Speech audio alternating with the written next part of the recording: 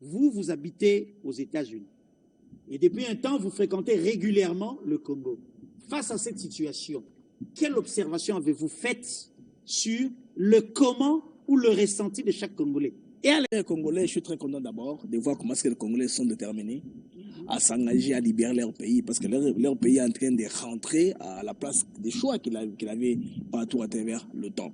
Les Congolais de la diaspora, là où je vis particulièrement, ils sont très engagés, les cœurs, comme on dit, des yeux près du cœur, toute la pensée au pays. On veut que les pays puissent soit bien arrangés pour que tout le monde commence à faire des comebacks dans les mesures du possible. Donc, nous sommes tous focalisés de manière avec des pensées positives pour que les pays puissent avancer, pour que nous puissions avoir la chance d'opportunité d'avoir un bon de Oyo, Totika. Très bien. Alors, vous avez fait combien d'années à l'extérieur? Ah, moi, c'est beaucoup d'années. Hein. Je peux dire plus de 15 ans à l'extérieur du pays. Très bien. Retour en Afrique du Sud, aujourd'hui aux États-Unis d'Amérique. Okay. J'aime toujours avoir une pied à Kinshasa. Voilà, mais justement, c'est le ressenti. Vous êtes très loin et ça barde à l'Est. Oui. Quel est le ressenti de Blaise? Qu'il faut dire, c'est un créateur de contenu aussi, contenu patriotique. Hein. Contenu patriotique. Le ressenti, vous êtes loin, ça barde, ça marche pas, des viols, des pillages pour le pays, mais vous êtes loin dans les bonnes conditions, parce que je rappelle avec Yves, des fois qu'on parlait de la diaspora qui dénonçait, on se disait, ah, Bango Baza bien, pourquoi ils sont en train de dénoncer? Aujourd'hui, et pourtant, vous aviez une longueur d'avance sur nous. Oui, sur l'information. Le ressenti, vous êtes très loin, ça barde à l'Est. J'en suis très concerné. Moi, personnellement, c'est une expérience particulière et personnelle. J'ai commencé à être youtubeur quand la guerre a commencé, qu'elle s'est intensifiée. Et les Congolais ont besoin de contenu. Ils veulent savoir qu'est-ce qui se passe à l'Est. Qu'est-ce que le président dit? Qui a fait quoi? C'est quoi la situation maintenant? À un moment, j'ai voulu un peu faire une déclaration.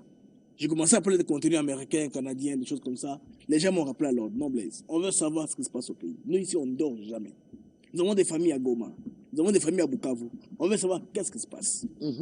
Est-ce que nous continuons toujours à être servitude?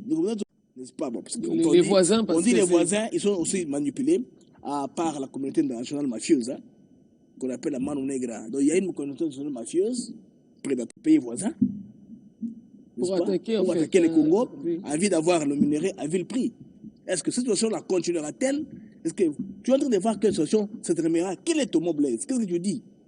Alors, je me rends toujours pour chercher les mots d'encouragement, pour chercher à peindre au moins la situation de manière positive, pour que tout le monde puisse se retrouver. Donc, nous sommes très, très concernés, madame, sur la situation qui se passe à l'est de la RDC. Voilà, aujourd'hui, la RDC a le mois de juillet, justement, qui tient la présidence du Conseil de sécurité. Une très grande première. Il y a déjà cette grande première, il y a la signature des accords. Comment ça a été perçu? En tout cas, c'est une grande première parce qu'on va le faire 2 fois. Ce mois-ci au mois de novembre. Ce qui est particulier est que ça a pris 30 ans. Plus de 30 ans que la RDC n'a pas pu avoir ce genre de poste-là. Donc, c'est un rôle de choix où dans l'information, on va parler Congo. Parce que quand on voit l'ouverture à M. Zenon, notre résident à New York, quand il a ouvert cette conférence-là, c'est très intéressant, c'est tous les réseaux des Nations Unies, on en parlait, toutes les chaînes mainstream, les grandes chaînes de télévision à l'international, on en parlait. Par les passés, il y a ce qu'on appelle les campagnes de Congo bashing. Il fallait s'arranger pour que le Congo ne puisse pas rayonner. Voilà. Qu'on ne parle pas de la RDC, que ça soit secondaire. Si on parle de la RDC, ça va tirer attention. Les prédateurs ne sauront plus faire leur rôle. En 15 ans, j'en suis sûr, il n'y a pas longtemps que vous avez vu le Congo revenir sur cette scène-là. En 15 ans, un silence total. Et aujourd'hui, vous êtes fiers d'être Congolais. Mais bien sûr aussi, nous sommes aussi avantagés par le contexte mondial. Le contexte mondial fait que nous sommes à la course vers les énergies alternatives, les batteries en particulier. Les Américains ont trouvé qu'ils ont pris beaucoup de retard par rapport à la Chine. La meilleure façon de récupérer le retard, c'est d'aller vers les ressources. Qui a les ressources entre ses mains? La RDC. Vous voyez? Alors, les Américains ne veulent pas aller tourner par les dos, par les contournements, passer par le Rwanda. Non. Oui, parce que là, ça on serait encore plus enclavé si les États-Unis suivaient le Rwanda pour prendre, on veut nous dépiécer calmement. On serait plusieurs pays dépiécés déjà. Parce que ces narratifs-là est déjà préparé très longtemps. On peut déjà les esprits des gens. pour dire que les Congolais sont incapables. Le Congolais, c'est un homme qui ne fait que subir des échecs. Il ne peut rien faire par lui-même. Pour lui, il faut une prise en charge. Pour lui-même, il va abîmer. Il y a des choses qui que ces mecs sont très dangereuses. Si on le laisse, il va s'abonner comme un petit enfant. Alors que les Congolais ont compris. Maintenant, moi, je suis très positif. Le Congolais se réveille. Les pays commencent à rayonner. Et aussi, la chance que nous avions, c'est notre qualification de la Coupe du Monde. Voilà. Et puis, mais la Coupe du Monde, c'est vrai qu'on peut en parler aujourd'hui. BM, comme le fait appeler. BM, on en parle, mais on se prépare à y aller.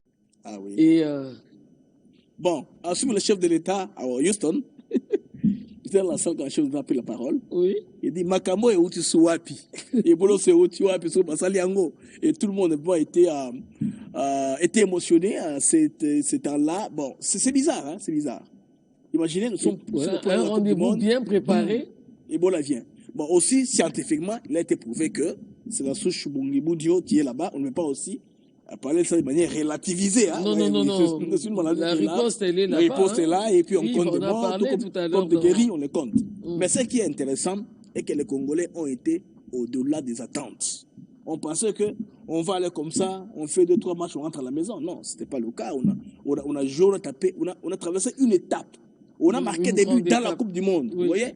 Ce qui fait que, par le soft power du sport, on va parler RDC. Positivement. Moi, j'étais au match des barrages à Guadalajara, au Mexique. Quand nous sommes qualifiés contre la Jamaïque, j'ai même pas sondé les locaux, les Mexicains. J'ai parlé aux Mexicains, intellectuels, médecins. Ils me demandaient le drapeau congolais. J'ai dit, mais pourquoi c'est important pour vous? Ils commencent à me raconter l'histoire. Ça fait 50 ans, ces pays étaient comme ça, ces pays d'Afrique. Bon. Les Mexicains aussi sont au courant de notre situation. Oui, mais... Vous voyez, mais avec la prouesse que nous avons fait en se qualifiant à la Coupe du Monde, en gardant l'échec, l'Angleterre pendant moins 75 minutes. Congo, vous voyez le nom, hein? Le lendemain passé. C'est le rayonnement. Oui. Alors les autres sont fâchés. Moi, j'ai pris que les voisins, là, il y a quoi de choses comme ça. Comme a dit Abdallah tantôt. Quand les léopards score, marque les buts, tout le monde sait Congo. Et puis, par conséquent, l'hymne national chanté justement dans ces profite. Oui, l'hymne national chanté dans ces grandes ces stades. J'aimerais savoir comment tu t'es senti en fait. Non, moi j'ai une petite histoire. J'ai un ami à moi qui vit à Houston, à Michoki Tengue. Il a une fillette à peine adolescente. Hein. Il a un groupe d'amis là. Ces filles-là ont acheté les drapeaux congolais sur Amazon. Elles ont commandé, elles ont fait fabriquer. Même les vareuses. Les parents étaient surpris. Et les jours du match, je veux dire que ce sont les petits-enfants qui ont plus dansé les films, que c'est déjà en eux. Quand nous sommes avec eux là, ils n'arrêtent pas les contenus congolais. Ils sont souvent dans leurs histoires là. Mais le jour du match, nos enfants nous ont surpris. Non, c'est intéressant. Tout ceci, Papa Blaise, c'est aussi pour montrer aux Congolais qui nous regardent que rien, alors rien ne peut nous séparer de nos racines. Exactement. Na lingala tolobi, et là, comme on dit au Kabolabi, sona sous liziba, mosisa esika to bimeli, tata mama, baboteli biswawa, po bango pe baboti na bango, baboti na bango, baboti na bango. Babotela bango parce que nzambe nde apona kopesa biso mboka oyo. Kasi tango mboka ezali na mikakatano to pe na pasi. Moto akotindika yo linga mboka azali te. Ezali eloko moko automatique ndenge to bana kobeta lisolo ya léopard. Tango toza kobeta na Portugal kino lelo bato bakangi na moto ba ke Cristiano abeta na léopard mais atiate amona na te. Pona nini yo ndima ke to kobeta ba portugais parce que eloko eza ko ganga na kati makila na yo. C'est ce qu'on appelle l'amour de la patrie. Mais au nom de cet amour, le pays est encore en difficulté, même à l'heure où nous parlons. Kagame na batone bazali ko continuer déploiement ya ba drone sur au plateau ya Minembwe pour na ko continuer ko boma ba Congolais. Pe nazali ko confirmer na bino était Fizi Baraka et Kouéité. À l'heure où nous parlons, Bilombe ya FARDC bazali ko bunda. Ndenge ba mesana, ndenge ba kosala yango jusqu'à la dernière goutte de sang. Tebe ba été passioyo. Ezali kino lelo boye pamba te président Tshisekedi a boyi. Tosilisa yango ndenge Kabila mesana ka kosilisa yango. Yambaloyo ekosila. Mais ekosila po ebandela malisusu te. En d'autres termes, nous portons tous l'espoir que celle-ci c'est la dernière guerre du Congo. Est-ce qu'on est bien ensemble? On est ensemble. Quand je suis à Julien Paloukou, je le corrobore. Parce que lui, il a été vice-gouverneur du Nord Kivu pendant très longtemps. Il a vécu toutes les péripéties de ces guerres-là, comment elles commençaient. Donc, je vous dis qu'il y a beaucoup de signes avant-coureurs. Nous avons le guerre, on est à Souka. Parce que, dès qu'on le dit, par le passé, comment c'est Joseph Kabila finissait la guerre. À fond, on les porte, va négocier, mais aussi, brassage, mixa, c'est-à-dire une armée qui est composée, non, il y a Mataki Congolité, mais il faut Congolais, parce que le commis nationaliste, il ne peut pas trahir les pays.